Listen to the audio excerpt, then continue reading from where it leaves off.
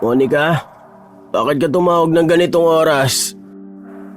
Josh, may kailangan akong sabihin sa'yo. Seryoso ka ba dyan? Wala ba kayong orasan sa bahay nyo? Ano ba, Monica? 2:00 na ng madaling araw eh. Josh, buntis ako. Ano? Paano nangyari to? Tinatanong mo kung paano nangyari? Gusto mo idetalye ko kung paano ka naghubad ng damit at kung paano ka pumatong? Ganun ba? Hindi ka pa ulyanin para makalimutan mo. Niliteral mo naman eh. Ang ibig kong sabihin, bakit hinayaan mo mangyari yan? Di ba may iniinom ka naman na gamot? Sana hindi ka nagbintis para hindi nabuo yan. Hindi pa ako handang maging ama. Hindi ko pa kayang bumuhay ng pamilya. Nag-aaral pa lang tayo. Bakit ko ba kapag salita ka parang kasalanan ko? Ako lang ba may gusto ng mga nangyayari sa atin? Kung hindi ka pa handang maging ama, edi sana hindi mo ako pinakialaman. Sarap mong murahin din eh. Intindi mo naman ako. Ang dami ko pang problema sa pamilya ko eh. Buhay ko nga di ko magawang maayos eh. Dadagdag pa kayo. Paano ko bubuhayin yung batang yan? Mabuti pa, ipalaglag mo na lang yan habang maaga pa. Hindi ko kayang ipalaglag to. Anak natin to, Josh. May buhay siya sa sinapupunan ko. Eh bakit? Ilang buwan na ba yan? Sa palagay ko, 2 buwan. Dahil 2 buwan na akong hindi dinadatnan. Oh, 2 buwan pa lang naman pala eh. Dugo pa lang yan. Tiraulo ka ba, ha? Anong dugo? Anak natin to. Anak mo. Bakit ba kasi di mo muna ako pakinggan? Hindi pa nga ako handang maging ama. Ang hirap na nga ng sitwasyon natin eh. Paano ba kaya kapag may anak na? Hindi nga alam ng mga magulang ko na may girlfriend ako eh. Pag nalaman nila yan, baka patigilin nila ako sa pag-aaral. Yun na nga lang ang ambag nila sa buhay ko eh. Duwag ka. Wala ka palang kwenta. Kung yan ay kagagaan ng damdamin mo, sige, murahin mo ako kung gusto mo. Pero hindi nun mababago ang katotohanang hindi ko kayang panagutan ng batang yan. Pwes kung hindi mo kaya, ako kaya ko. Hindi, Josh. Hindi ko ipapalaglag ang bata. Hindi ko kayang patayin ang sariling anak natin. Kaya ko itong panindigan, kahit ako na lang mag-isa. Mahal ko ang buhay na nasa sinapupunan ko. Kung ganun, wala na akong magagawa. Hindi ko kayang panindigan to, Monica. Mas mabuti pang maghiwalay na lang tayo. Napakagatlabi si Monica. Pilit pinipigilan ng hikbi, pero hindi na niya napigilan pa ang pagtulo ng mga luha. Josh, huwag naman, pakiusap. Pasensya ka na. Ito na ang desisyon ko. Paalam. Ibinaba ni Josh ang tawag. Maski ilang beses pang tawagan ni Monica ang lalaki ay hindi na ito sumasagot. Hanggang sa pinatay na ng lalaki ang kanyang cellphone. Sa puntong yon ay naiyak na si Monica. Nakaramdam siya ng pagkalito at pag-aalinlangan. Alam niya sa sarili niya na isang malaking pagsubok ang kailangan niyang harapin ng mag-isa dahil tinalikuran na siya ng taong akala niyang magiging kakampi niya. Hindi niya alam kung paano ito ipaaalam sa kanyang pamilya, lalo pa at nagmula siya sa istrikto at konserbatibong pamilya. Lubos na pagsisisi ang nadama ng babae dahil ipinaglaban niya noon si Josh sa kanyang pamilya, ngunit ganito pa ang sinapit niya. Mula pa man kasi noon ay ayaw na ng kanyang pamilya kay Josh dahil hindi maganda ang family background nito. Sa huli, pinanindigan ni Monica ang kanyang desisyon na itago sa pamilya niya ang kanyang pagbubuntis dahil alam niya na hindi ito matatanggap ng kanyang pamilya. Ngunit ika nga, walang sikretong hindi nabubunyag. Pag-uwi ni Monica sa bahay nila ay nadatnan niya ang kanyang ina na nasa kanyang kwarto. Matagal na palang nakakaramdam ang ginang at palagi na nitong sinusubaybayan ang anak. Napansin ng dalaga na makalat ang kanyang kwarto at nakabukas ang kanyang mga drawer.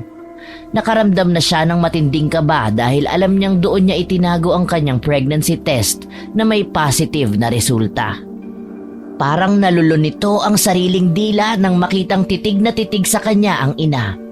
Hawak na nga nito ang pregnancy test. Galit ang anyo nito at parang liyong mangangain ng buhay. Ngunit sa kabila ng nakakatakot nitong mga titig ay baka sa mga mata nito ang pagkabigla at lungkot. Ano to, Monica? Buntis ka? Dahan-dahan siyang lumapit sa kanyang ina at nanginginig na inabot ang pregnancy test kit. Mama, ano po kasi? Biglang tumayo ang ina ni Monica at sa isang iglap, sinampal siya ng malakas. Walang hiya ka! Bakit mo nagawa sa amin to? Pinagkatiwalaan ka namin! I'm sorry po, Mama. Nakakahiya ka! Nag-aaral ka pa lang ah! Sabi ko na nga ba malakas ang kutob ko na may itinatago kang kalokohan. Anong mukha ang ihaharap ko ngayon sa pamilya natin? Sa mga tao? Hindi ko po sinasadya. Anong hindi mo sinasadya? Naglandi ka tapos hindi mo sinadya? It's your choice, Monica, na humiga sa kama at gawin ang isang bagay na hindi nyo pa dapat ginagawa. I'm sorry po talaga. Natakot po ako eh. Hindi ko po alam kung paano sasabihin sa inyo. Napakalaking kahihiyan ang dinala mo sa pamilya natin. Akala ko mabait kang anak, pero ano to? Isang malaking pagkakamali. Anong mangyayari sa'yo ngayon? Paninindigan ka ba ng nakabuntis sa'yo? Sino nakabuntis sa'yo? Tinalikuran na po ako ni Josh. Nakipaghiwalay na po siya sa akin nung malaman niya na buntis ako. Hindi po niya kayang panindigan ng anak namin. Sinasabi ko na nga ba? Ay, tinalikuran ka na? Iniwan ka? Monica naman, ba't ang tanga-tanga mo? Bakit ka pumatro sa ganong klase ng lalaki? O ngayon, paano ka? Sira na ang buhay mo at ang pangalan ng pamilya natin masisira na rin dahil sa katangahan mo. Hay! Kung di lang kasalanan ng mambugbog, kanina ka pa talaga nakatikim sa akin eh. Ang sabi po kasi niya mahal niya ako. At mahal na mahal ko rin po siya. Nagtiwala ako sa kanya pero iniwan niya ako. Hindi maayos ang pamilyang pinanggalingan nun. Alam mo bang nung maliit yun ay ipinamigay siya sa probinsya? Ano pa ba ang aasahan mo doon? It runs in the blood, ika nga. Kung ano ang puno, siya ang bunga. Kaya yan. Kayang-kaya din niyang talikuran ng anak niya tulad ng tatay niya. Bakit kasi ang tigas ng ulo mo eh? Hindi ko po alam na magagawa niya yun sa akin. Ano balak mo ngayon? Balak mo bandalhin ang kahihiyang yan habang buhay? Ano pong ibig niyong sabihin? Pwede naman nating solusyonan ang problemang yan. Anong klaseng solusyon, Ma? Abortion. Ano pa ba sa akala mo? Hindi po ako papayag na ipalaglag ang anak ko. Ipaglalaban ko po siya kahit mag-isa na lang ako. Bahala ka sa buhay mo, Monica. Wala ka ng lugar dito sa bahay na to. Kung yan ang desisyon mo, umalis ka na ngayon din. Huwag mo na kaming idamay sa mga kapalpakan mo. Mama, wag naman po. Huwag niyo po akong itaboy. Kailangan ko po kayo.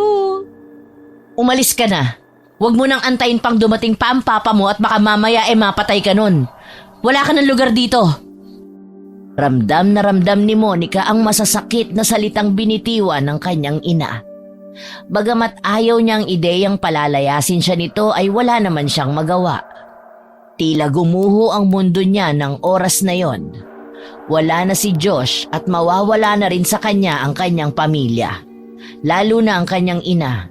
Ang taong inasahan niyang tatanggap at magmamahal sa kanya sa kabila ng kanyang mga kamalian, pero itinaboy siya. Dahan-dahang lumapit si Monica sa pintuan. Dala ang ilang piraso ng gamit na nailagay na rin ng ina sa kanyang bag bago pa siya dumating. Ma, wala ka nang babalikan dito. Hindi kita pinalaking ganyan. Sa oras na ito, tapos na ang pagiging anak mo sa akin. Itinulak siya ng kanyang ina palabas ng pintuan saka malakas na isinara ang pinto. Nanatili si Monica sa labas ng kanilang bahay, nanginginig sa malamig na hangin ng gabi. Wala na siyang mapuntahan, wala na rin siyang kakampi. Napansin niya ang kanilang mga kapitbahay na nakasilip sa kanilang mga bintana at tinitingnan siya mula ulo hanggang paa. Bagamat di niya batid kung ano ang pinag-uusapan at pinagbubulungan ng mga ito, ay alam niyang isa na siya sa mga ginagawang halimbawa ng mga ina at lola sa anak nilang babae na hindi dapat tularan. Hindi niya kaya ang tingin ng mga mapanghusgang mga mata. Dahan-dahan siyang naglakad palayo sa lugar nilang yon. Mabilis na kumalat ang issue sa baryo nila. Naging pulutan si Monica ng mga tsismosa. At dahil kalat na nga sa barangay ang pagbubuntis ng dalaga at ang pagpapalaya sa kanya ng kanyang ina ay nakarating ito kay Josh. Doon palang nakonsensya ang lalaki at nagdesisyon itong hanapin si Monica. Naawa at nag-alala din itong bigla. Naisip niyang makipag-ayos na lang ulit at iuwi na lang ito sa probinsya upang maalagaan ng kanyang mabait na ina. Hinanap na nga ni Josh ang nobya at nakita niya ito mag-aalas 5 ng hapon sa harap ng simbahan. Nakaupo ito sa isang sementadong upuan, tulala at parang kay Rami ng iniisip. Monica? Josh? Ay, mabuti naman at nakita na kita. Bakit ka nandito? Hinahanap mo ko? Mag-usap tayo. Gusto kong humingi ng tawad sa'yo. Ano? Hindi ko gets. I'm sorry sa lahat ng mga nasabi ko sa'yo. Niloloko mo ba ako? Ang dami kong iniisip ha, huwag ka nang dumagdag. Kung ayaw mo sa anak ko, fine. Wala akong pakialam. Sandali lang. Makinig ka muna sa akin. Naiintindihan ko kung saan ka humuhugot. Alam kong nakagawa ko ng isang malaking pagkakamali. Gusto ko lang makipag-ayos, mahal. Sinungaling ka. Alam ko na kung ano ang plano mo. Hindi mo na ako maluloko.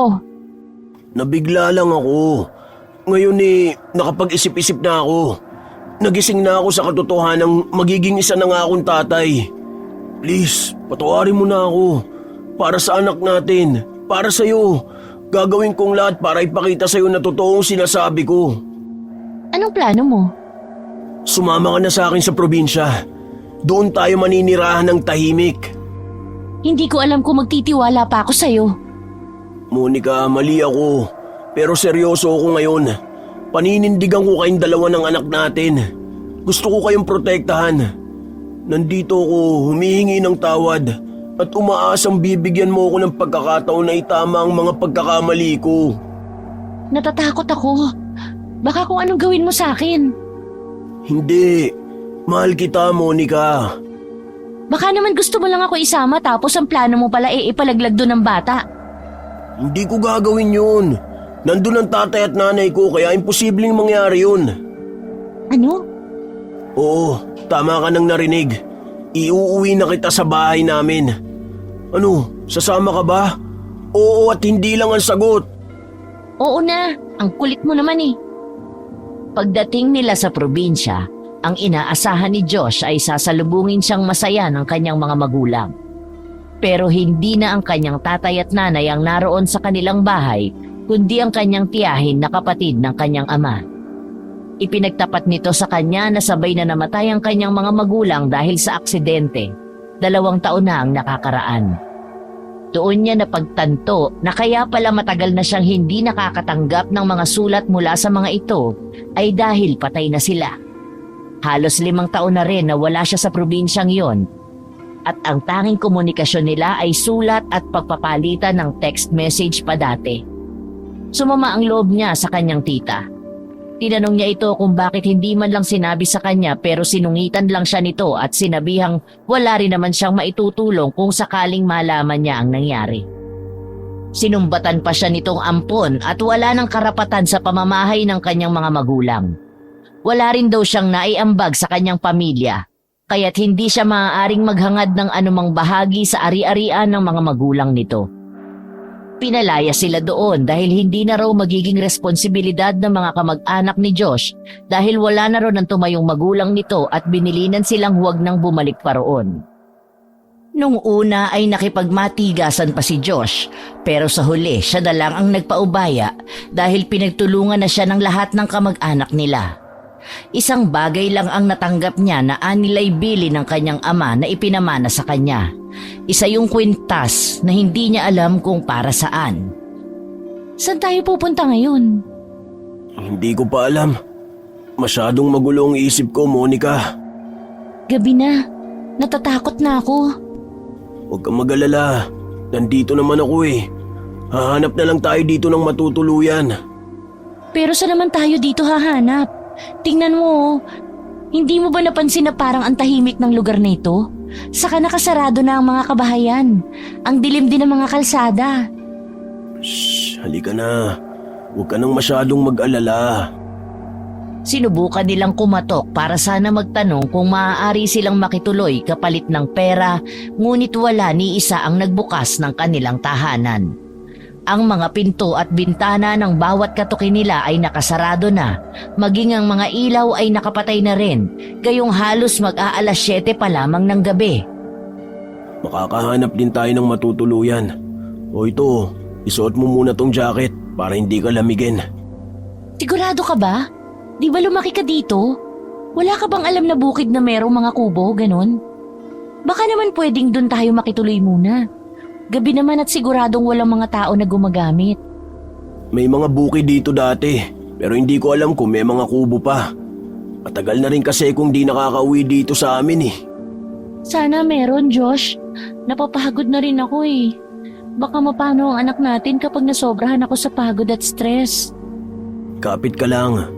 Matatapos din ang gabing to. Patuloy silang naglakad hanggang sa nakarating sila sa dulo ng baryo. Tahimik doon at parang mga huni lang ng mga kulisap at panggabing ibon ang maririnig. Habang nag-iikot sa paligid, napansin nila ang isang lumang bahay na nakatago sa likod ng mga matataas na puno. Ang bahay ay may mga lumang pader pero mukhang matibay pa. Okay na ba sa ito, Monica? Isang gabi lang naman eh. Okay na rin, kesa naman sa malamig at mahamog na kalsada tayo matulog. Kahit medyo nag-aalangan ng dalaga sa itsura ng bahay, ay sinabi na lang niya sa nobyo na ayos na sa kanya yon. Ayaw din naman kasi niyang stress si Josh dahil alam niya na pagod na rin ito tulad niya. Ang kabuuan ng bahay ay madilim at tanging ang liwanag lang ng nag-iisang dala nilang flashlight at mga ilaw ng cellphone ang kanilang pang-ilaw. Tingnan mo kung may tao. Mukhang wala naman. Tignan mo, tahimik nga ng paligid. Imposibleng may tao dyan.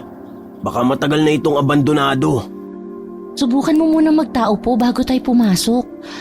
Baka kasi matrespassing tayo. Mahirap na. Hindi yan. Pero sige, para mapanatag ka. Tao po! May tao po ba dyan? Nang walang sumagot ay lumapit na ang magkasintahan sa may pinto at dahan-dahang kumatok. Wala talagang tao dito. Teka, at bubuksan ko na ang pinto. Wala bang ahas dyan? Hindi ko alam. Tignan na lang natin sa loob. Pero sana wala. Huwag na kaya tayong tumuloy. Parang di ako palagay sa bahay na yan eh. Maghanap na lang tayo ng iba. Sure ka ba? Oo. Paalis na sana ang dalawa para maghanap ng ibang bahay o kubo pero bigla namang bumuhos ang napakalakas na ulan. Wala nang mapagpipilian ng dalawa kundi ang pumasok sa abandonadong bahay na nakita. Ngunit laking gulat nila nang mailawan na mali sila ng akala sa bahay. Malinis at maayos sa mga kagamitan sa loob. Medyo amoy alikabok nga lang. Okay naman pala dito eh. Tara, libutin natin. Tignan na rin natin ang kwarto kung ayos ba. Mahal, wala bang multo rito? Siyempre wala. Ikaw talagang tanda-tanda mo na nagpapapaniwala ka pa sa mga ganyan. Para kasing mabigat yung... Nag-o-overthink ka na naman eh. Huwag ka kasing isip ng negatibo. Walang multo, mahal. Lumang bahay lang to kaya ganun ang amoy. Saka dahil dulo na ng baryo kaya naman walang kuryente. Saka ang lakas ng ulan sa labas. Hindi ko naman sinasabi na umalis tayo ah. Sinasabi ko lang naman kung anong nararamdaman at nakikita ko dito. Oo nga. Pero kasi kahit di mo sabihin, alam ko na ayaw mo dito. Huwag ka na kasi mag-alala, nandito naman ako eh. Hindi kita pababayaan. Isipin mo, mas okay na to, may masisilungan tayo. Mabuti pa, magpahinga na tayo. Ayusin na lang natin ang higaan. Pagpaga ng konti at... At? Hoy, anong iniisip mo? Uy, kunwari pa siyang di niya alam. Kunwari, di niya gusto. Yak! Magtigil ka nga. Mabuti pa tong sahig na lang ang linisin natin. Ayoko dyan sa kama, no? Mamaya niyan, may surot pa dyan. Humanap na lang tayo ng mga pwede nating pangsapin. Ako nang bahalang maglinis at mag-ayos. Relax ka lang dyan. Nilinis na nga ni Josh ang sahig nang makahanap ng walis tambo na nakasabit malapit sa may pintuan ng kwartong pinasok nila. Matapos gawin yon ay naghanap naman sila sa mga tukador na naroon at nakakita sila ng mga nakatuping mga damit at kumot na may iba't ibang laki at kapal.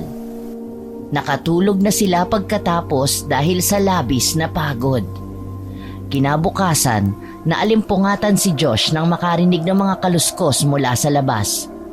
Palapit ito ng palapit. Biglang naalarma ang binata. Kaya naman sa takot, agad siyang kumuha ng maaaring maihampas sa kung sino mang papasok. Matinding kaba ang naramdaman ng binata sa pagkakataong yon. Lalapit pa sana siya sa may pinto upang silipin kung kanino galing ang mga yabag nang biglang bumukas ito. Mabilis niyang inambaan ng hawak na kahoy ang taong dumating. Natigil lamang siya nang biglang marinig na nagsalita ang isang matanda. Itigil mo yan! Ano ba? Bakit mo ako hahampasin? Naku, pasensya na po. Akala ko lang ho kasi masamang tao kayo. Sorry talaga. Eh sino ka ba? At anong ginagawa mo rito sa bahay ko? Kayo po ang may-ari ng bahay na to? Bakit ka nandito? Pagnanakaw ka ba? Naku, hindi po. Naghanap lang po kami ng masisilungan kagabi. Pinalayas po kasi kami ng mga kamag-anak namin. Huwag po kayo mag-alala. Aalis na rin po kami. Pinalayas? Bakit? Samantala, dahil sa komosyon at malakas na boses ng matanda ay nagising na si Monica. Nahanap dito si Josh na nasa tabi ng pinto at nakikipag-usap sa isang matandang babae. Mahal, bakit? May problema ba? Siya yung may-ari nitong bahay. Magandang araw po. Pasensya na po kayo kung ginamit po namin ang bahay ninyo. Umulan po kasi ng malakas kagabi kaya dito na ho kami sumilong. Galing pa po kami ng Maynila eh. Pinalayas po ako ng pamilya ko dahil nalaman nilang nagdadalang tao ako. Si Josh naman po ay itinakwil ng mga kamag-anak niya dahil patay na po ang mga umampon sa kanya. Ako po si Monica. Ganon ba? Hindi ko alam na may ganyan kayong pinagdadaanan. Nakakalungkot naman na kung sino pa ang kapamilya sila ang magpapabaya, ano? Kaya nga po eh. Pasensya na po kayo talaga kung pumasok kami ng walang paalam dito sa bahay ninyo. Wala na yun. Ayos na. Huwag na kayong mag-isip ng kung ano-ano pa. Ano po palang pangalan nyo? Ako si Tess. Sa hindi maipaliwanag na dahilan ay napansin ni Josh ang biglang tila pagkislap ng mga mata ni Aling Tess. Kung gaano ito kasungit at katapang nang si Josh pa lang ang kausap, ay gano'n naman ito biglang bumait nang nalaman niyang buntis ito. Subalit ang obserbasyong yun ay hinayaan na lang niya. Ang bahay na ito ay tinutulugan ko lang kapag may trabaho ako dito sa bukid ng gabi. Kaya lang hindi ko na masyadong nalilinis. Kung gusto ninyo, pwede kayong mamalagi dito pansamantala o kung kailan nyo gusto. Ha? Talaga po? Ay naku, maraming salamat po. Hulog kayo ng langit sa amin, Aling Tess. Ang bait-bait po ninyo. Ang mga batang ire, abay binobola nyo pa ako. Hindi po namin kayo binobola. O siya, eto kumain muna kayo. Alam kong gutom na kayo, lalo na't hindi kayo nakapaggabihan, sigurado ako. Hindi pa nga po talaga. Kasi nakatulog na rin kami ng maaga kagabi kaya hindi na po namin naisip kumain. Hala, baka naman mapano ang anak mo niyan, Monica. Hindi ka dapat nagpapalipas ng gutom, alam mo ba yon? Oo nga po eh. Kaso dahil sa sobrang pagod, hindi na po namin napaglabanan ng antok. Ano po pala ang dala niyong pagkain? Okay lang po ba talaga nakakainin namin ng pagkain niyo? Abay oo naman, walang problema. Wow, mukhang masarap po yan ah. Salamat po dito, Aling Tess. Walang anuman. Tara, sabayan ko na kayo at magkwentuhan na rin tayo habang kumakain. Nagpatuloy ang kanilang kwentuhan.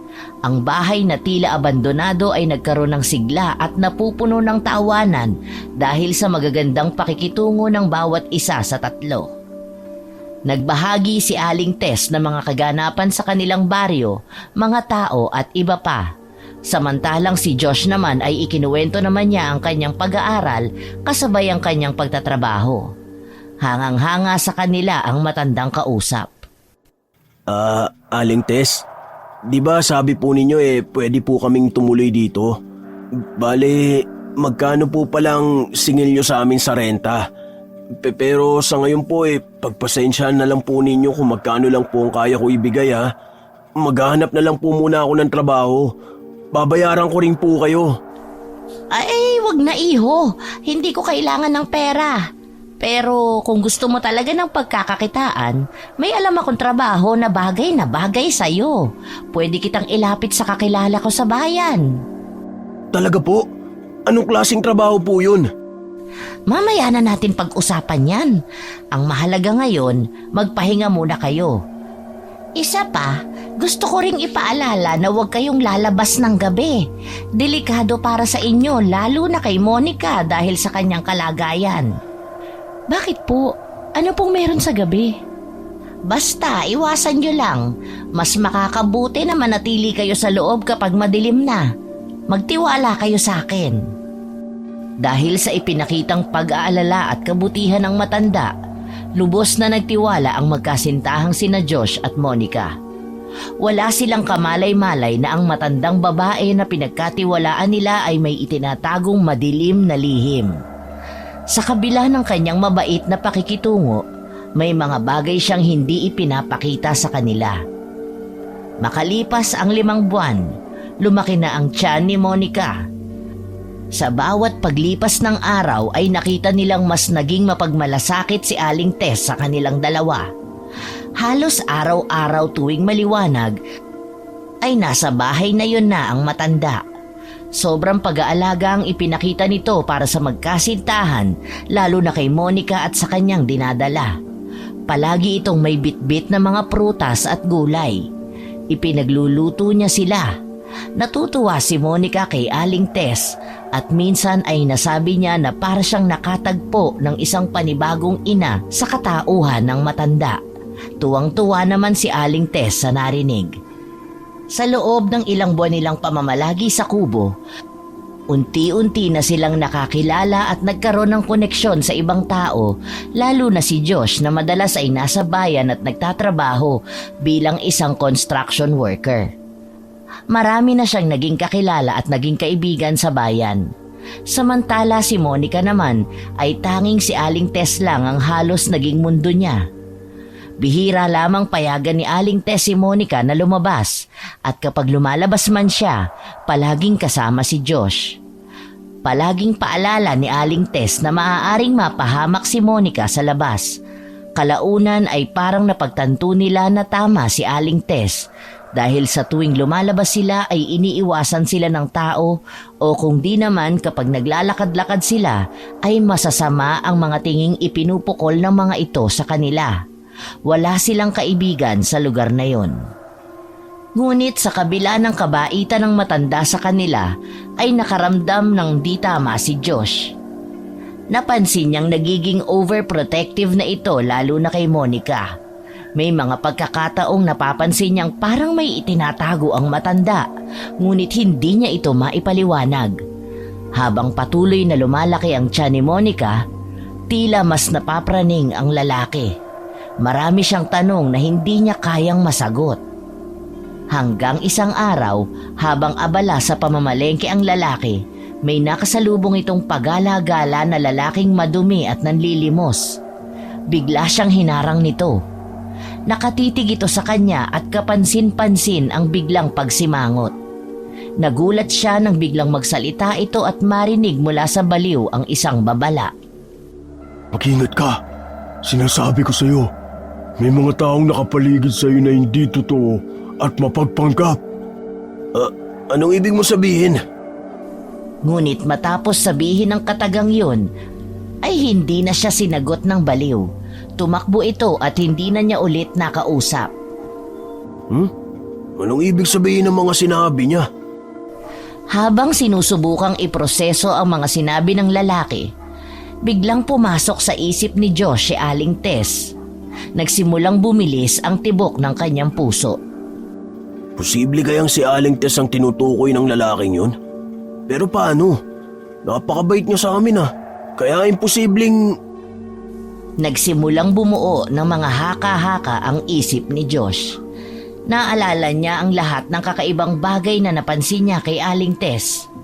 Ang sobrang protektibong ugali nito, ang palaging pagpigil kay Monica na lumabas, at ang tila madilim na lihim sa mga mata ng matanda. Teka, bakit ba ako kinakabahan ng ganito? Parang pakiramdam ko may mali Bigla siyang napaisip na paano nga kung nagkukunwari lamang sa kanila ang babae at peke ang ipinapakita nitong kabutihan sa kanila. Hindi niya maiwasang mag-alala at magduda sa intensyon ng matanda. Magmula nung nangyari yon, palagi nitong tinitingnan ang bawat kilos ng matanda. Gusto man sana sabihin ni Josh sa kanyang nobya ang nangyari sa palengke, ay hindi niya magawa dahil nararamdaman niyang tila napapalapit na ito sa matanda. Panay ang puri nito dito kapag nag-uusap sila. Masaya palagi ang nobya kapag nakakasama ito at di niya kayang sirain yon. Kaya naman maski gulong-gulo na ang isip niya ay hindi pa rin niya masabi. Dahil hindi mapakali ay tumungo ulit siya sa palengke para hanapin yung baliw pero nabigo siya.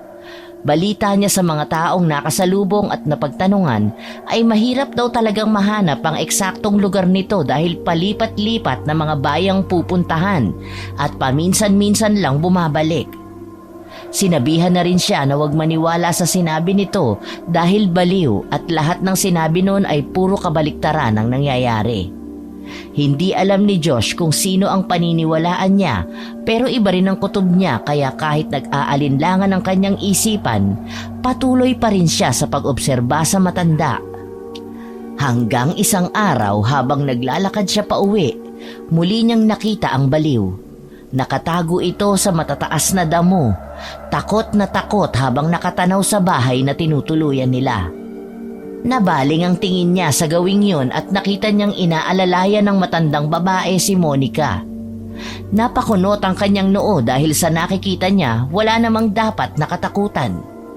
Nilapitan niya ang baliw, pero bago pa siya makalapit, tumakbo na ito at nagsisisigaw. May aswang! Aswang yung matanda! Aswang yan! Kakainin niya ang sanggol! Natatakot ako! Aswang siya! Madaming aswang sa baryong to! Ayoko dito! Umalis na kayo! Takbo na! Takbo! Sandali lang! Hintayin mo ako!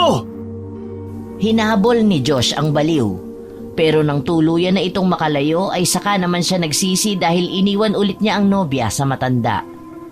Mabilis siyang naglakad hanggang sa makarating sa bahay. Nakita niya roong nakangiting naghihintay ang dalawa. Josh, mabuti naman at nandito ka na. Teka, bakit hingal na hingal ka at basang-basa ng pawis yung damit mo? Anong nangyari sa'yo? Wala naman. Tumakbo lang kasi ako kanina Tapos may nakasalubong ako. Tumakbo ako pabalik dito kaya napagod ako. Ano? Hindi ko maintindihan. Ano ba kasing nangyari? Bago pa makasagot si Josh ay biglang nagsalita si Aling Tess na nasa tabi ni Monica. Mamaya nyo na pag-usapan yan. Mabuti pa tara na muna sa kusina at kumain na tayo ng tanghalian. Kanina pa ako nakaluto Halina at kumain na muna tayo. Salamat po, Aling Tess. Tamang-tama, gutom na rin kami. Pagod na rin si Josh. Ay naku, walang anuman. Halina't sabay-sabay na tayong kumain. Naghanda ako ng espesyal para sa inyo, lalo na para sa magiging baby ninyo, Monica. Sige na, Josh, tara na. Kailangan mo rin ng pahinga at kain. Oo, sige. Pagpunta nila sa kusina ay naamoy na nila ang mabangong aroma ng ulam na inihanda ni Aling Tess. Isang nakakatakam na sinabawang putahe yun. Tahimik lang si Josh na kumakain habang pinagmamasdan ng palihimang matanda na abala sa pag-aayos ng kanilang kakainin. Bahagya pa siyang nagulat nang abutan siya ni Aling Tess ng mangkok. O, kain na kayo. Lalo na ikaw, Monica. Kailangan mong kumain ng marami para malusog ang baby mo. Kahit hindi po ninyo sabihin, mapapalaban po talaga ako sa kainan dahil tulad ng dati, mukhang masarap na naman tong niluto ninyo. Ang bait niyo po talaga. Habang kumakain ay patuloy na naglalaro sa isip ni Josh ang sinabi ng lalaking baliw. Minsan pa niyang hinabol ng tingin ang matandang babae. Iniisip kung may koneksyon ba o katotohanan nga ba ang sinabi nito sa matanda. Oh, Josh, ayaw mo ba sa ulam? Kanina ka pa natutulala dyan at hindi ginagalaw ang pagkain. Pasensya na po. Marami lang akong iniisip. Pero gusto ko ang luto ninyo. O siya, kung totoo ang sinasabi mo, kumain ka na. Kailangan mong magpalakas para sa pamilya mo. Habang nakaupo at kumakain, ay inisa-isa sa isip niya ang kanyang mga napansin sa matanda. Una, biglang naging mabait ito nang malaman ang kwento nilang dalawa at nalaman na buntis si Monica. Pangalawa, masyado itong maalaga sa kanyang nobya. Mas higit pa sa tunay na ina ang pag-aalaga nito kay Monica. Buong araw na naroon sa kanila ang matanda at nag-aasikaso sa kanila.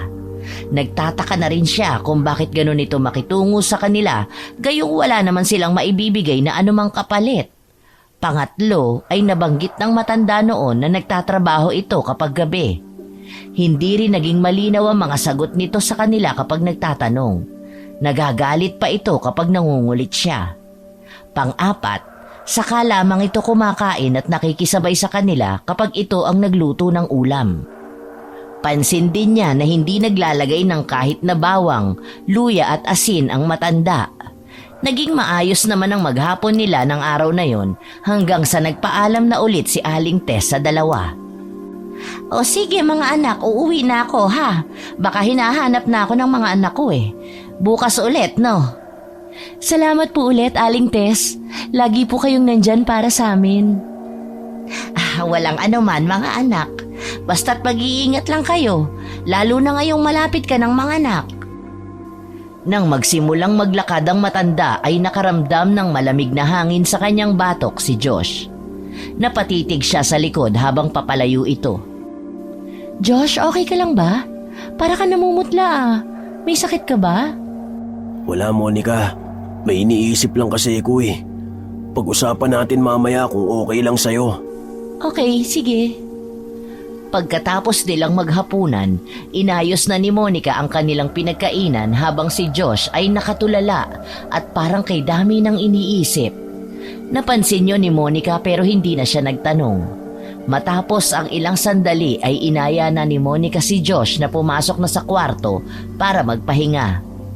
Pagkahiga ay agad napansin ng babae na muling nananahimik ito at parang hindi mapakali sa higaan. Bakit parang ang lalim ng iniisip mo? Kanina ka pa hindi mapakali dyan. Ano ba talagang problema, Josh? Kanina, bago ako dumating para magtanghalian, may nakasalubong akong lalaki. Hindi na kasi mawala sa isip ko yung mga sinabi niya sa akin eh. Ha? Sinong lalaki? Hindi ko kilala. Parang wala sa sarili. Parang baliw. Pero may sinabi siya sa akin na hindi ko makalimutan. Ano bang sinabi niya? Sinabi niya na hindi lahat ng taong nakapaligid sa atin ay totoo. Marami daw nagpapanggap sa baryong to. Maraming aswang. At isa sa kinatatakutan niya ay si Aling Tess. Natatakot ako para sa iyo, Monica. Paano kung totoong aswang si Aling Tess? Anong gagawin natin? Baliw nga tapos pinaniniwalaan mo. Ano ba naman yung narinig mo?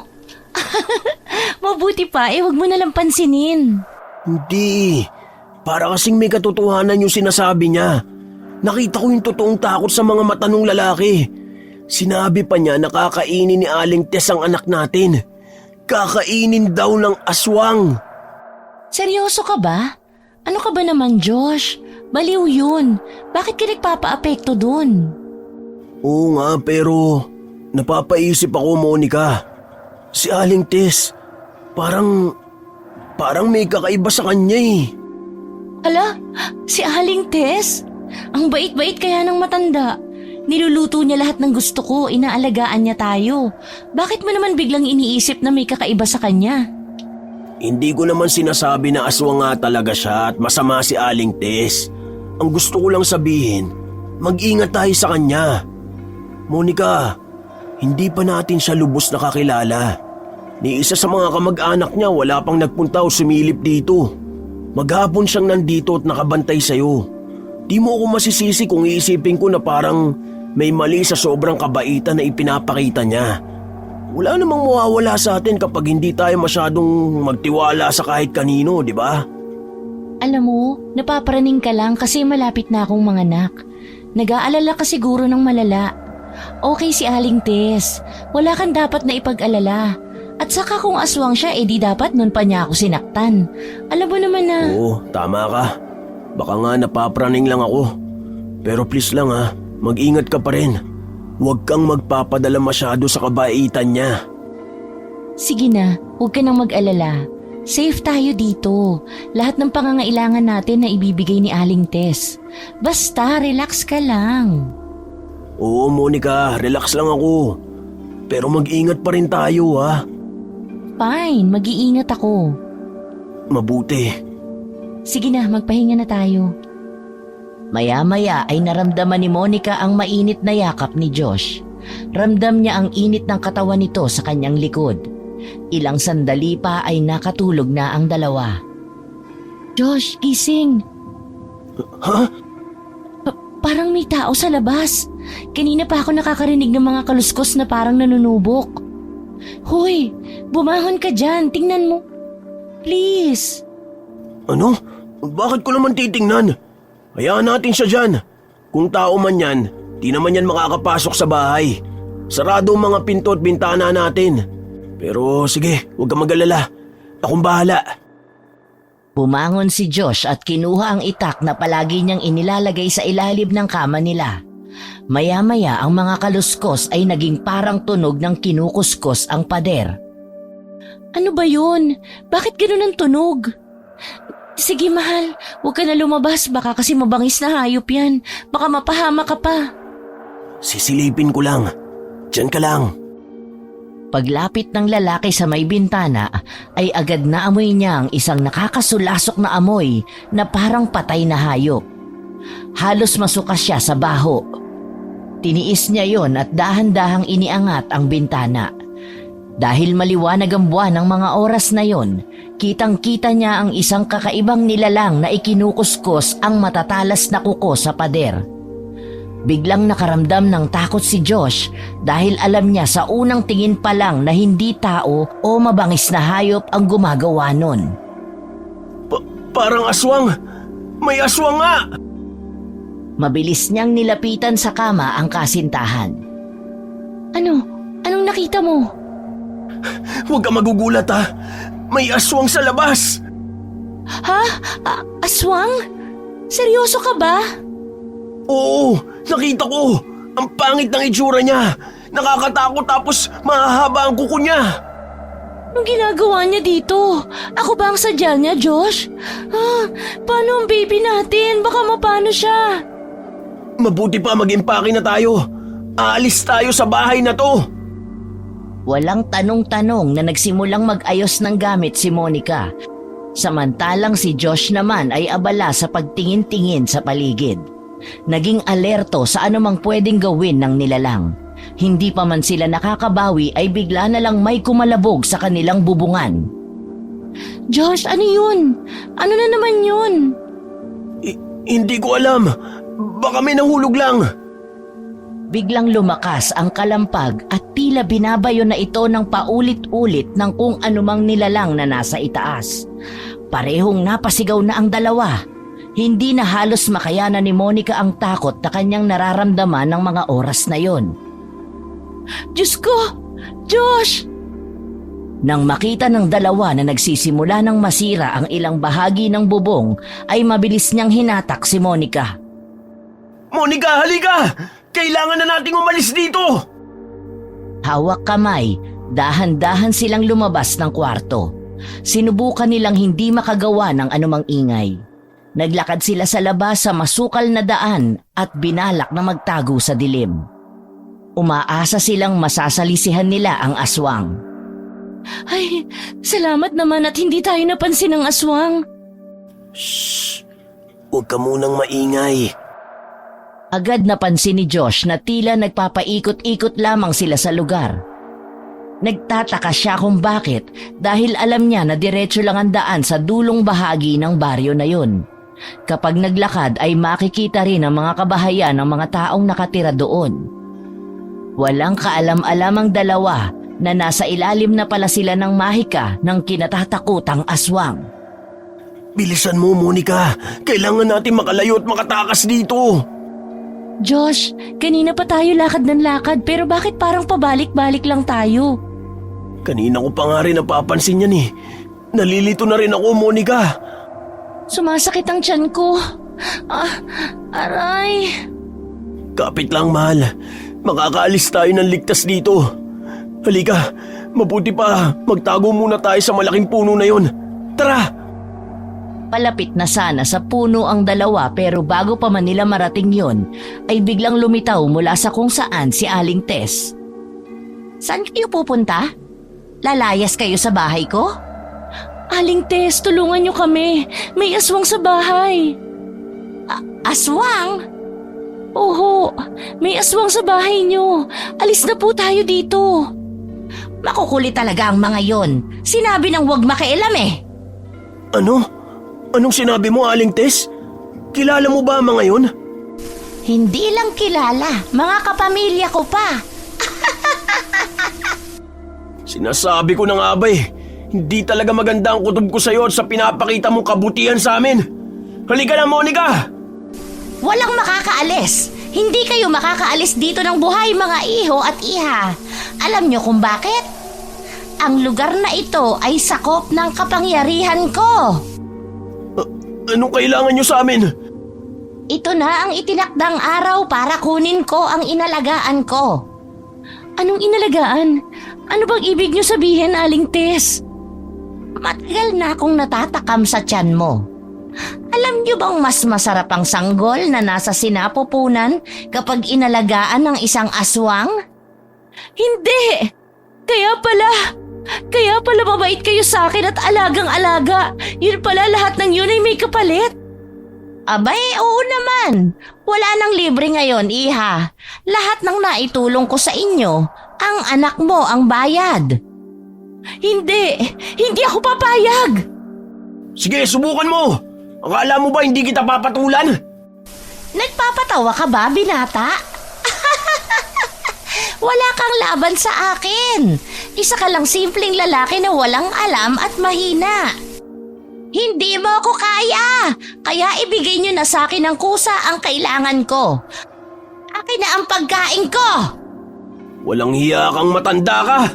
Dadaan ka muna sa ibabaw ng bangkay ko bago mo masaktan ang mag-ina ko. Mga walang utang na loob. Ibigay niyo na sa akin ang sanggol. Hindi ba, Josh? Ayaw mo pa sa responsibilidad? Akin na para wala ka ng problema. Wala ka nang iisiping responsibilidad. Sa pagkakataong yon, ang mahigpit na pagkakahawak ni Josh sa kanyang nobya ay biglang lumuwag. Tulala ito habang panay naman ang pagyugyug sa kanya ni Monica. Hindi alam ng dalawa na nahihipnotismo na ng matandang aswang ang binata. Sa harap ni Monica, nag-iba ng anyo si Aling Tess. Isang nilalang na nababalot ng itim at makapal na balahibo ang katawan. Mayroon itong mga matutulis na pangil na tulad ng salobo. Nanlilisik din ang mapupulan niyang mga mata at ang bibig ay naglalaway. Mabilis din ang kanyang mga kilos. Sa isang iglap ay nasa tabi na ito ni Monica at hinawakan siya sa braso. Walang laban ang dalaga sa lakas nito. Maski pumalag siya ay nadala pa rin siya ng aswang at biglang winakwak ang kanyang tiyan. Hindi! Kitang-kita ni Josh ang nangyari sa kanyang mag-ina. Nakita niya ang nobyang nakatingin sa kanya na umiiyak at nanghihingi ng tulong. Gusto man tulungan ng lalaki ito, hindi niya magawa dahil hindi siya makagalaw o makapagsalita man lang. Hanggang sa lapitan siya ni Aling Tess, Pinagkakalmot ang kanyang mukha at sinaksak ang kanyang puso. Kinuha nito ang puso ng lalaki. Dahan-dahang bumagsak si Josh sa damuhan at nakita niyang kinain ng matandang babae ang kanyang puso. Josh! Gising!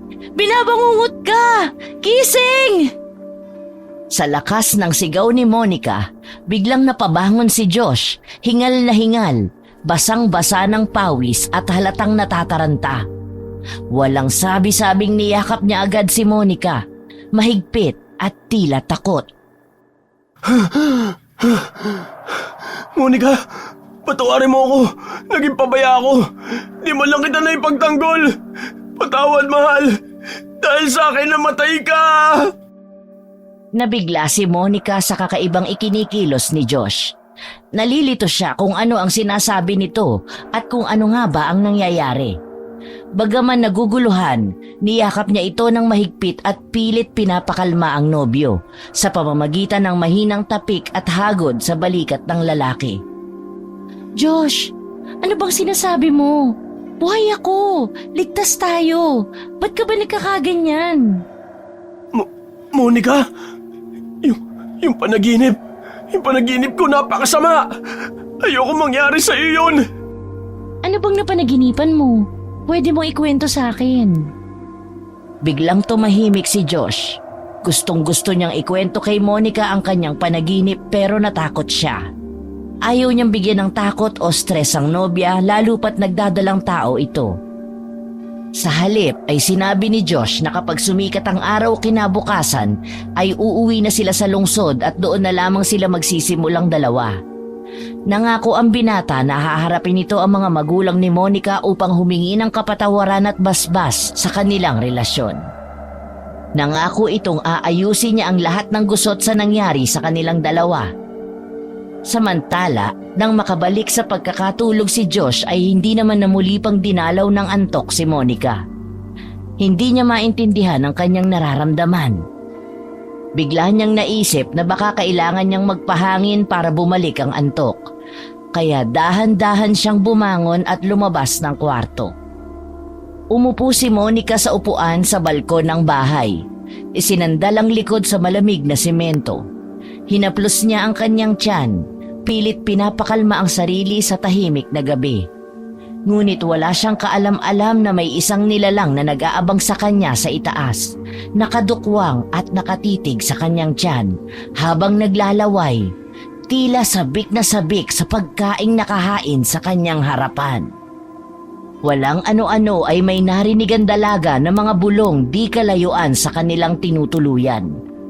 Dahan-dahan siyang lumapit at tiningnan kung ano yon. Nang makalapit siya ay nakita niya si Aling Tess na may kasamang isang lalaki na hamak na mas bata. Nagbubulungan ang mga ito. Biglang napasiksik ang dalaga sa dingding at itinago ang sarili sa dalawa. Agad niyang napansin na tila nagbabago ang kulay ng mga mata ng matanda, gayon din ang mata ng lalaki. Namumula ito at tila umiilaw sa kadiliman ng gabi.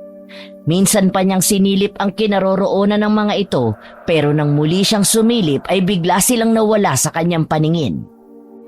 Asan na ang mga yun? Bigla naman silang nawala. Anong nangyari?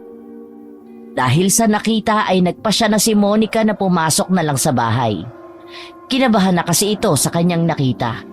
Ngunit bago pa niya mabuksan ang pinto ay may malamig na kamay na biglang humawak sa kanyang braso. Aling Tess? Ako nga, anong ginagawa mo rito sa labas? Hindi ba't sinabihan kitang huwag lumabas kapag gabi? Hindi pinansin ni Monica ang presensya ni Aling Tess. Sa halip ay nagpumiglas siya at desperadong maabot muli ang doorknob. Ngunit sa hindi inaasahan ay biglang hinatak ni Aling Tess ang buhok niya at mariin itong hinatak palayo sa pinto. Hindi niya magawang makalaban at makapalag. Bitawan mo ako! Ano bang kailangan mo? Pilit niyang tinatanggal ang kamay ng matanda ngunit sadyang malakas ito. Nang bitawan ni Aling Tess ang buhok niya ay nakatanggap naman siya ng sunod-sunod na sampal. Ang bawat sampal ay papalakas ng papalakas. Nang gigigil na ito sa kanya. Wala siyang magawa kundi tanggapin ang pananakit ng matanda. Ang tigas ng ulo mo! Hindi ba't sinabi ko sa iyong bawal ang lumabas lalo na sa gabi? Anong gusto mo? Iba ang makinabang sa pinagpaguran ko? Napalunok si Monica habang dahan-dahang umatras. Nanginginig ang katawan. Hindi na niya kayang itago ang takot sa harap ng matanda. Ano sinasabi mo, Aling Tess? Bakit mo to ginagawa? Hindi ba naiintindihan? Inalagaan kita, Monica, pati na ang sanggol sa iyong tiyan. Alam mo ba kung bakit? Bakit? Ano bang ibig mo sabihin? Anong kapalit? Ha?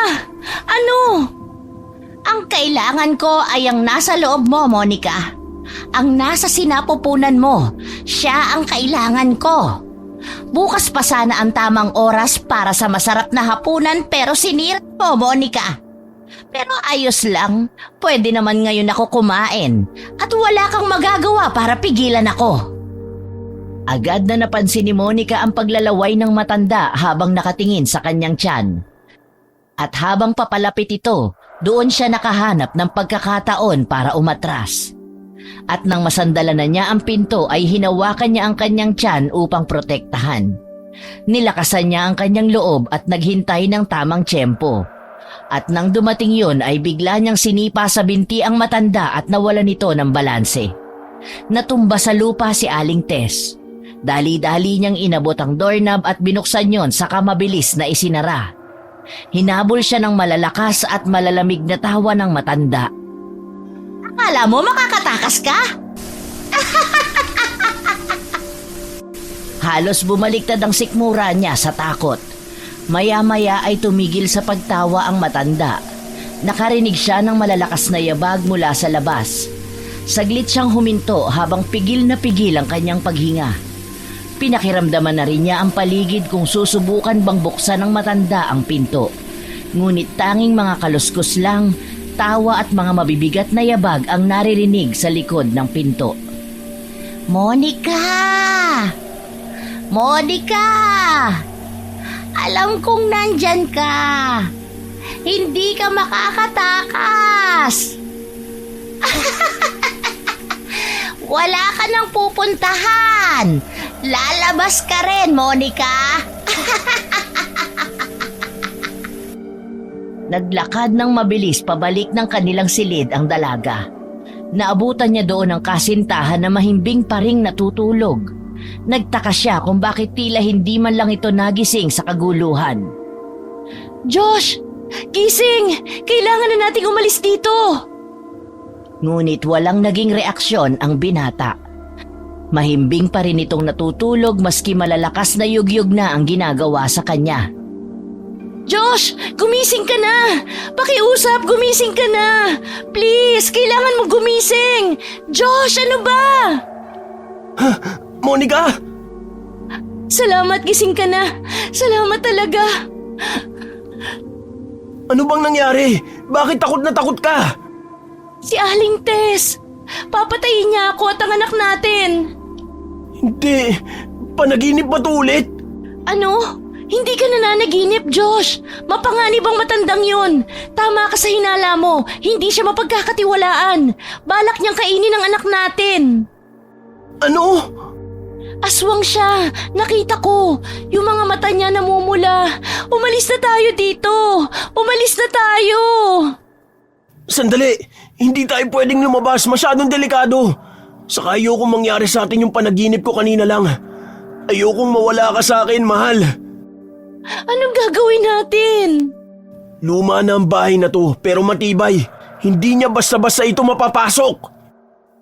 Ang isiping yon ang nakapagbigay ng kaunting kapanatagan sa dalawa. Ngunit nakalimutan nila ang isang detalye. Nakalimutan nila na ang bahay ay pagmamay-ari ni Aling Tess at lahat ng sulok ng bahay na yon ay kabisado ng matanda. Walang kaalam-alam ang dalawa na sa ilalim na ng bahay pumapasok ang matanda at ang dalawang kasama niya. May sikreto itong tunnel at sa isang silid ang sulpot nun. Walang kamalay-malay ang dalawa na kapag binalak nilang lumabas maski sa sala ay nakaabang na sa kanila ang tatlong aswang. Si Aling Tess, ang binatang kausap niya at ang aswang na nasa bubong. Ngunit matalas ang pang-amoy at pandinig ni Josh. Kaagad niyang napansin na may mga tao na sa labas ng sala.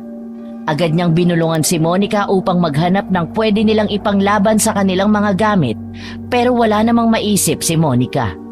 Alam kasi niyang halos mga damit lang din ang laman ng kanyang bag. Dahil doon ay inuna niyang kalkalin ang gamit ni Josh. Dahil sa pagmamadali ay nahulog sa sahig ang isang bagay na alam niyang mahalaga sa kasintahan. Ang kwintas na ipinamana ng ama. Mahal, wala tayong gamit. Walang kutsilyo, asin, bawang o maski bato. Pero heto nahulog. Ito lang ang meron tayo. Yung itak sa ilalim ng kama. Sorry, nilabas ko yun kanina at itinago sa kusina. Hindi ko naman kasi alam eh. Anong gagawin natin ngayon? Mamamatay na ba tayo, Josh? Huwag kang magsalita ng ganyan. Gagawin kong lahat para mailigtas kita. Hindi ko hayaang masaktan ka at ang anak natin. Patawarin mo ko. Kasalanan ko ang lahat ng to. Kung pinanindigan na kita noon pa lang at hinarap ko sana ang takot ko sa iyong mga magulang, sana hindi tayo napunta sa ganitong sitwasyon. Kasalanan ko ito.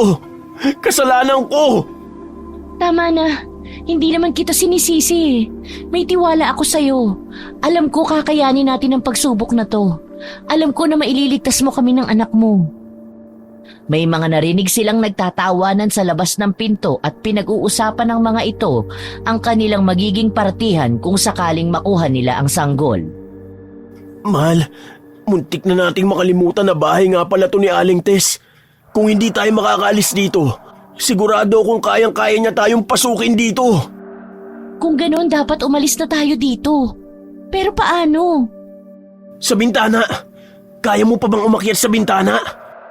Hindi ko sigurado pero susubukan ko, mahal. Alang-alang sa anak natin. Kumuha sila ng isang upuan upang mapagtuntungan ni Monica. Dahan-dahan ang ginawa nilang pagkilos. Nag-ingat na hindi makagawa ng anumang klase ng ingay. Nauna nang lumabas si Josh at inabangan na lang ang dalaga para maalalayan niya ito sa kanyang pagbaba.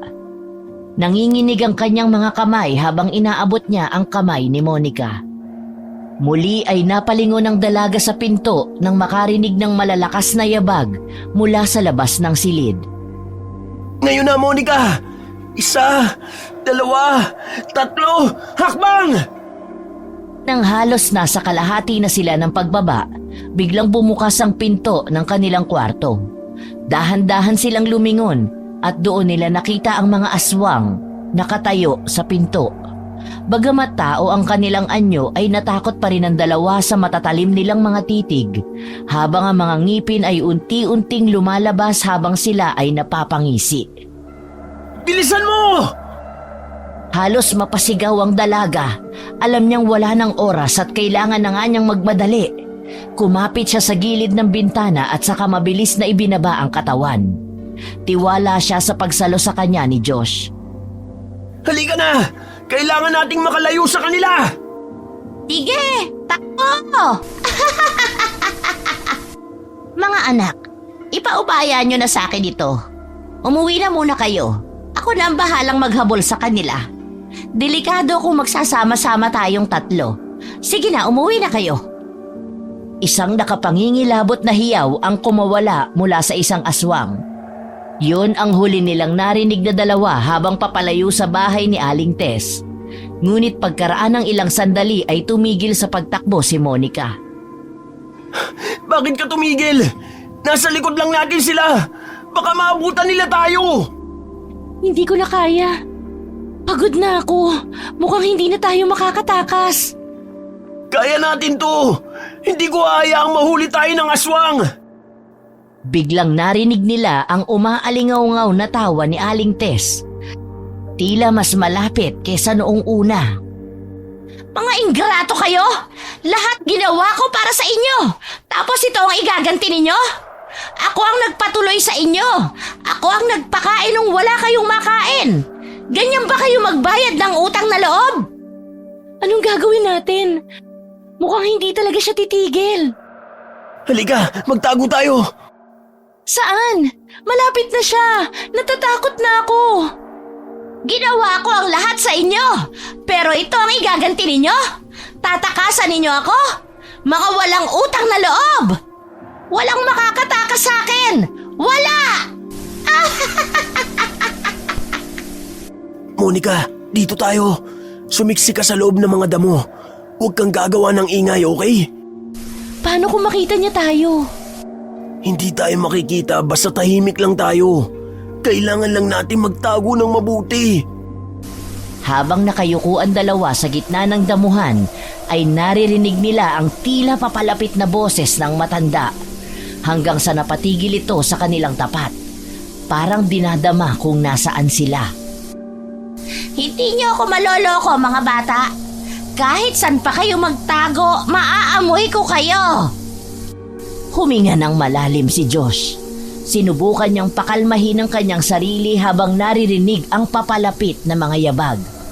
Ang bawat tapak at ang tunog na nililikha ng mga naaapakang tuyong dahon at damo ay nakapagbibigay sa kanila ng labis na kilabot. Naririnig ko ang tibok ng puso niyo, mga hunghang. Mabuti pa ay lumabas na kayo. Simple lang naman ang hinihingi ko sa inyo Ang sanggol. Kailangan ko ang sanggol na inaalagaan ko, Monica. Napahawak si Monica sa braso ni Josh. Tensyonado na ito at gabutil na rin ang pawis na tumatagaktak mula sa kanyang noo at ilong. Panay naman ang lingon ni Josh at bahagya pa siyang sumilip para tingnan kung mayroon nga ba silang pwedeng mahinga ng tulong kung sakali. Pero nanlumo siya dahil alam niyang ang bahaging yon ay medyo malayo pa ng kaunti sa mga kabahayan. Ang unang bahay mula doon ay nasa halos 300 metro pa. Biglang tumahimik ang paligid. Wala na ba siya? Shh! Huwag ka munang maingay. Biglang may humawi ng damong pinagtataguan nila at tumambad sa kanilang harapan si Aling Tess. Malaki na ang pinagbago ng itsura nito. Mas nakakatakot at mas nakakakilabot.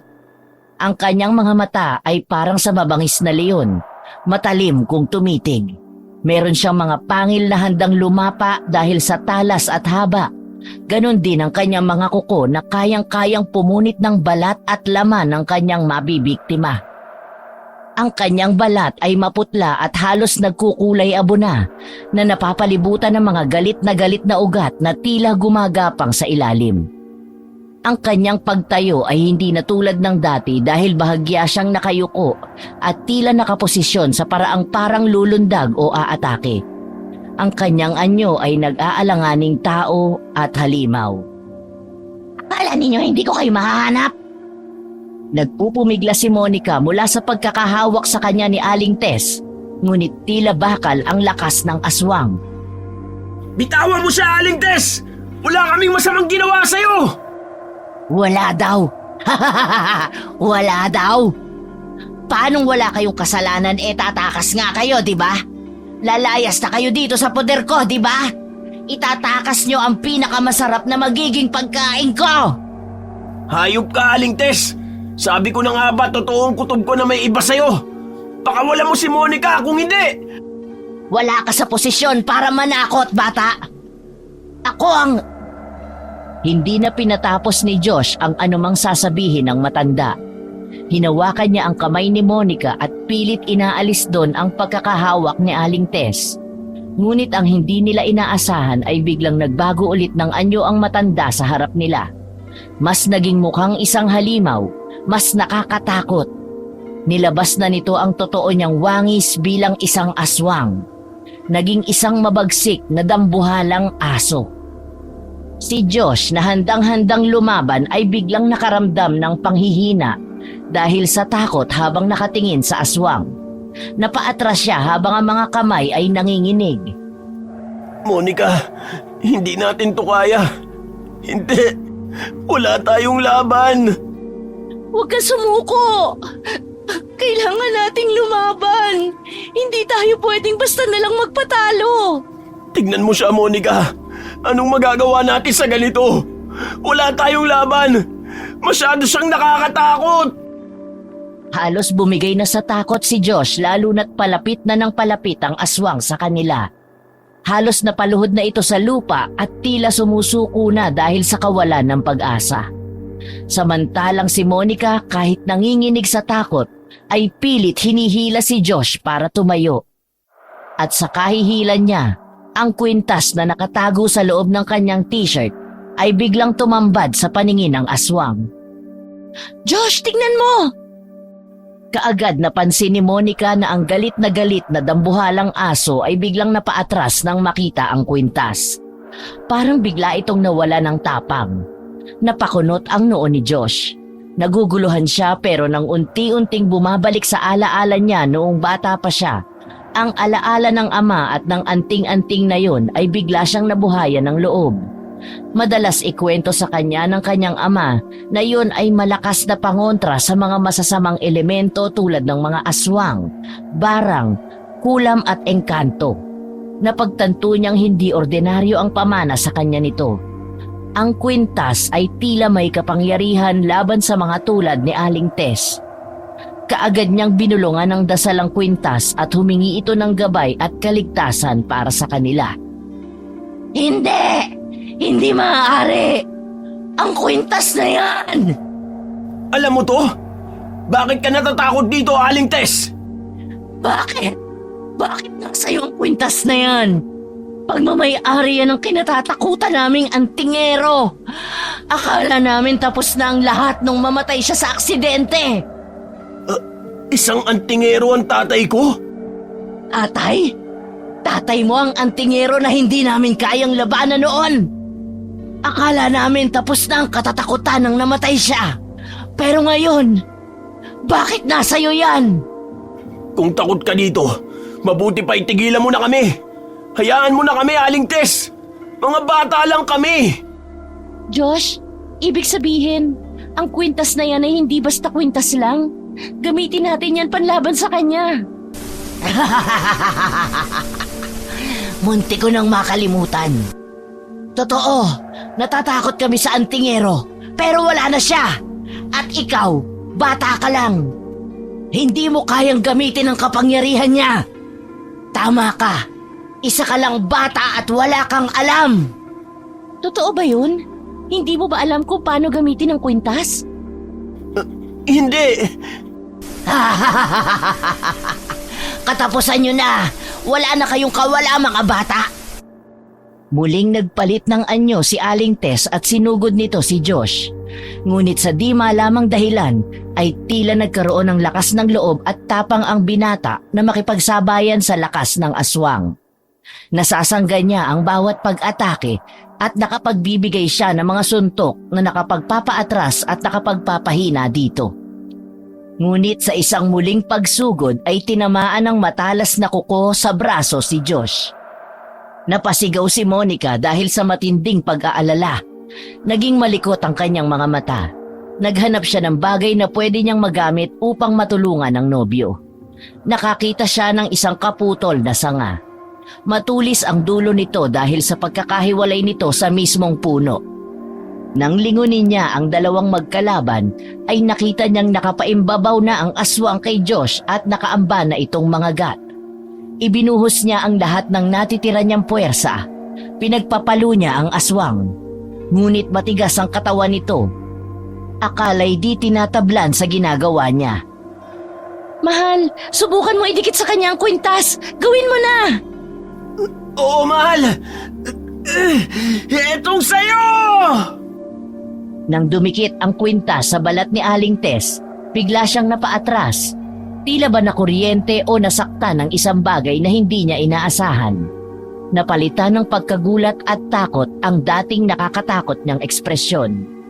Huminga ng malalim si Josh, kahit sugatan, ay nakita niya kung paano nag-react si Aling Tess sa kwintas na hawak niya.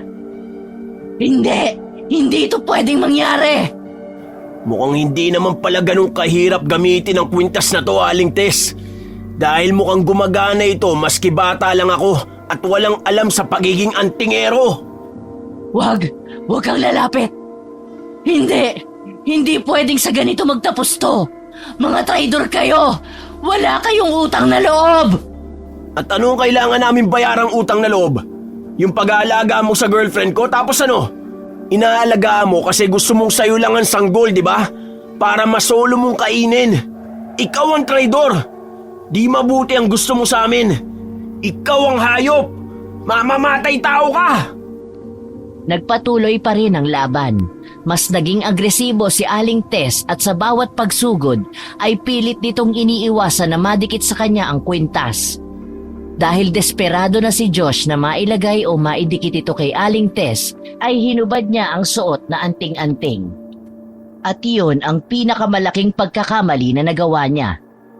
Sa muling pagsugod kasi ng aswang ay napuruhang muli ang kanyang braso. Malalim ang sugat dahil sa muling pagkakabaon ng kuko ng aswang. Nabitawan niya ang kwintas. Agad na itinumba siya ng aswang. Napahigang muli ang lalaki at agad siyang pinatungan ng kalaban. Josh, ito! Gamitin mo to! Hinawakan ni Monica ang matulis na kahoy at mabilis itong iniabot kay Josh. Ang kamay niya ay nanginginig. Hindi niya alintana ang takot. Ang mahalaga ay mailigtas si Josh. Sa huling segundo bago makagat ng aswang, isinaksak ni Josh ang matulis na dulo sa tapat ng puso ni Aling Tess. Etong sayo! Hindi! Hindi maaari! Unti-unting bumagsak ang katawan ni Aling Tess sa lupa. Bumigat ang kanyang paghinga hanggang sa tuluyan siyang nawala ng buhay. Mahal, tapos na. Nagawa natin. Humihingal si Josh at nanginginig pa rin. Hindi siya makapaniwala sa nakita. Hindi siya makapaniwala na napatay niya ang mabangis na aswang. Mabilis na lumapit sa kanya si Monica at tinulungan siyang makatayo. Mahigpit siyang niyakap ng nobya. Mahal, nagawa mo. Buhay pa tayo. Oo, pero hindi ko magagawa yun kung hindi dahil sa'yo. Salamat, mahal ko. Teka, yung kwintas. Eto oh, pinulot ko na. Malaki ang naitulong nito sa ating dalawa kaya wag mo nang huhubarin. Si tatay, kahit hindi niya ako tunay na anak at kahit patay na siya, nagawa pa rin niya akong protektahan. Mahal na mahal ko sila, Monica. Kahit hindi ko sila tunay na kadugo, sila lang ang tunay na magulang para sa akin. Tama ka. Mahal na mahal ka nila. Mahal ka ng tatay mo.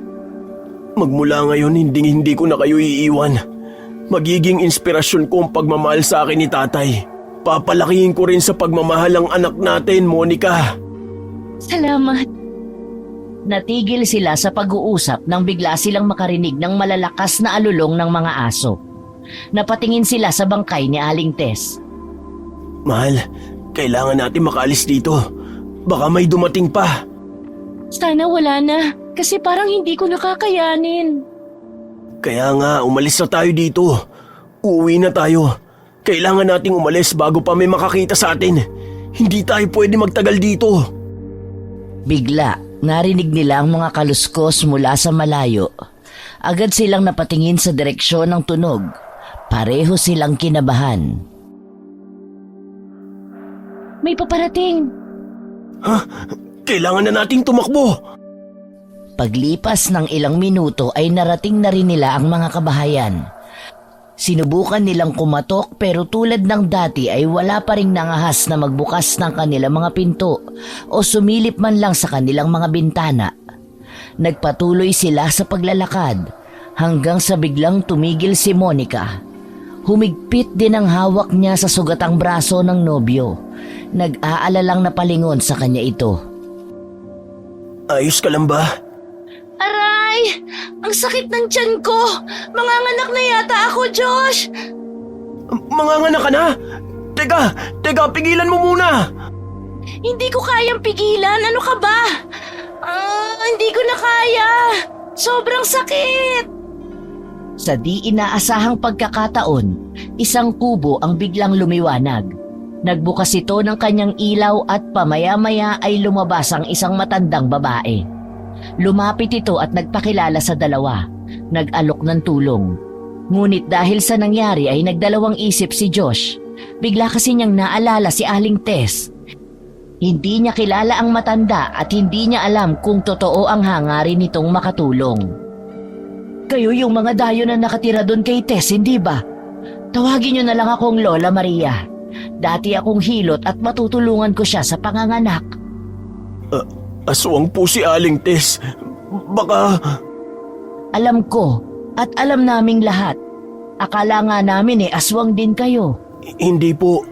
Ampun po ako ni Mang Tasyo pero nahiwalay po ako sa kanila nang bawiin ako ng mga totoo kong magulang. Ganun ba? Ikaw na ba yun? Naku, pasensya ka na. Hindi kita nakilala. Tulong, Lola! Tulungan niyo ako! Mamaya na po kayo magkwentuhan! Lalabas na po talaga yung baby ko eh! Nararamdaman ko na siya sa ibaba ko! Please, tulungan mo ko!